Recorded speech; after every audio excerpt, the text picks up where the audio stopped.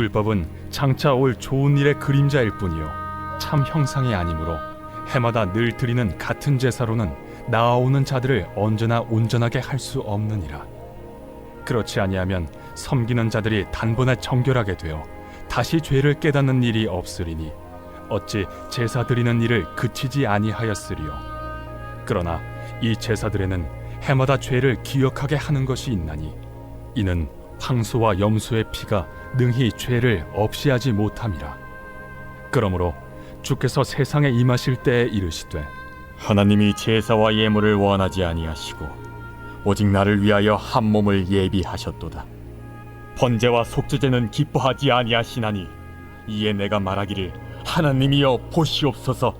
두루마리 책에 나를 가리켜 기록된 것과 같이 하나님의 뜻을 행하러 왔나이다 하셨느니라. 위에 말씀하시기를 주께서는 제사와 예물과 번제와 속죄제는 원하지도 아니하고 기뻐하지도 아니하신다 하셨고 이는 다 율법을 따라 드리는 것이라.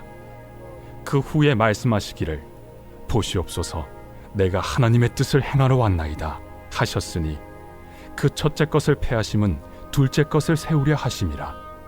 이 뜻을 따라 예수 그리스도의 몸을 단번에 들이심으로 말미암아 우리가 거룩함을 얻었노라. 할렐루야.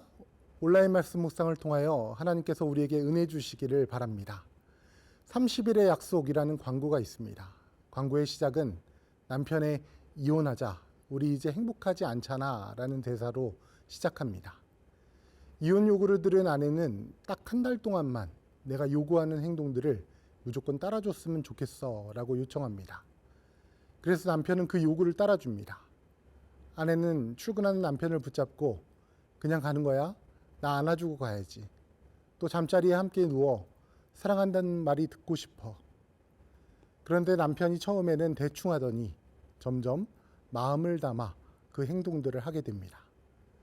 그러던 중 남편은 자신이 프로포즈 때 했던 말을 기억하게 됩니다. 그 기억 속에서 남편은 아내에게 프로포즈하며 내가 약속할게. 매일매일 당신 손을 잡고 포옹을 하고 사랑한다 말할게 라고 했던 것을 기억합니다. 그렇게 말한 이후 결혼 생활 가운데 익숙함에 서로에 대한 사랑이 무뎌졌던 부부는 이제는 행복한 부부 생활을 되찾았다라는 내용입니다. 오늘 본문 1절에서 4절 말씀은 율법을 좋은 일의 그림자라고 말합니다.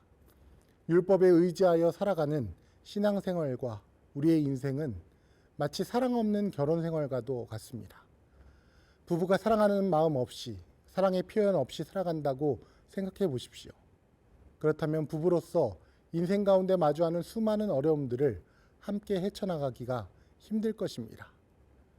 서로에 대한 사랑 표현이 그림자처럼 불분명해서는 행복한 결혼 생활을 이어나가기 힘들 것입니다.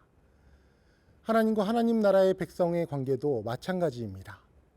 하나님과의 관계 가운데 사랑 없이 의무적으로 그 관계를 유지하려 한다면 우리의 신앙생활과 인생 가운데 기뻐하고 감사하고 참다운 행복을 누리기 어려울 것입니다. 오늘 본문 1절은 해마다 늘 드리는 같은 제사로는 나아오는 자들을 언제나 온전하게 할 수 없느니라고 합니다. 우리는 인생을 살아가며 날마다 질문합니다. 내가 배우자로서, 내가 부모로서, 내가 하나님의 자녀로서 어떻게 살아가야 하는가? 그런데 우리는 어떻게? 라는 질문 가운데 마치 율법과 제의를 지키면 내 입장에서 내 할 도리를 다 하면 아무 문제가 없을 것이라고 생각합니다. 그러나 그러한 일상의 반복은 우리가 하는 모든 생각과 행동의 의미를 무디게 합니다. 이 제사들에는 해마다 죄를 기억하게 하는 것이 있나니 라는 3절 말씀처럼 율법을 지키지 않았다는 죄를 기억하게 할 뿐이지 율법을 주신 하나님과의 관계에 대한 중요한 의미는 기억 속에서 되려 희미해져 갈 것입니다. 그러나 율법은 장차 올 좋은 일의 그림자라고 하였습니다. 황소와 염소의 피가 능히 죄를 없이 하지 못하지만 그것을 완전히 대체할 참 형상이 있다는 것을 우리는 소망해야 합니다. 오늘 본문 5절 말씀입니다. 그러므로 주께서 세상에 임하실 때에 이르시되 하나님이 제사와 예물을 원하지 아니하시고 오직 나를 위하여 한 몸을 예비하셨도다. 하나님은 오직 나를 위하여 한 몸을 예비하셨다고 합니다.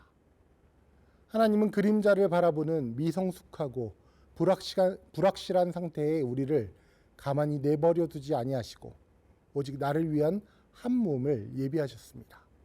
바로 예수 그리스도이십니다. 그래서 첫째로 예수님은 하나님의 사랑의 완전한 표현이자 실존입니다. 예수님은 그저 형식적이고 피상적인 관계에 머물게 하지 않으시고 먼저 우리에 대한 하나님의 사랑을 완전히 증거하시는 분이십니다. 둘째로 예수님은 하나님의 뜻을 행하려 오신 분이십니다. 오늘 본문 7절은 시편 40편을 인용하여 이렇게 말합니다. 이에 내가 말하기를 하나님이여 보시옵소서. 두루마리 책에 나를 가리켜 기록된 것과 같이 하나님의 뜻을 행하러 왔나이다 하셨느니라. 예수님은 하나님의 뜻을 행하기 위해 자기 몸을 모든 죄인의 죄값을 대속하는 대속제물로 드리셨습니다. 십자가 위에서의 예수님의 순종은 죄 가운데 끊어져 죽을 수밖에 없는 우리 모두의 죄를 완전히 씻고 우리에게 생명 주시고 하나님의 자녀로 삼는 구원의 능력입니다. 그러므로 우리도 예수님과 같이 하나님의 뜻에 순종할 때 그 순종은 세상 가운데 생명을 살리고 선을 행하고 서로 사랑하는 일에 동참하게 하시는 하나님의 능력이 될 것입니다. 마지막으로 예수님은 율법을 폐하고 사랑의 언약을 세우시는 분입니다.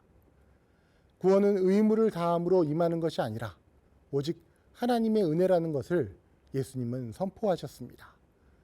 오늘 본문 9절에서 10절 말씀입니다. 그 후에 말씀하시기를 보시옵소서 내가 하나님의 뜻을 행하러 왔나이다 하셨으니 그 첫째 것을 폐하심은 둘째 것을 세우려 하심이라.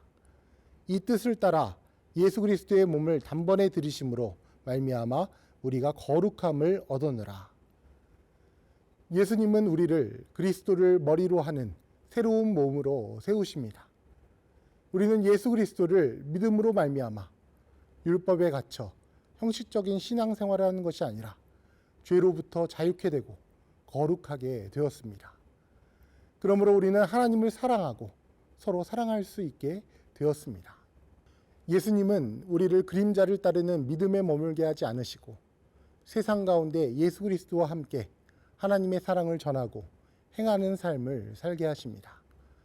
모든 삶 가운데 예수 그리스도께서 우리와 함께 하시며 하나님의 사랑과 이웃사랑의 참된 열매를 거두게 하시며 또한 하나님 나라를 선포하게 하실 것입니다. 오늘의 1일 1선입니다.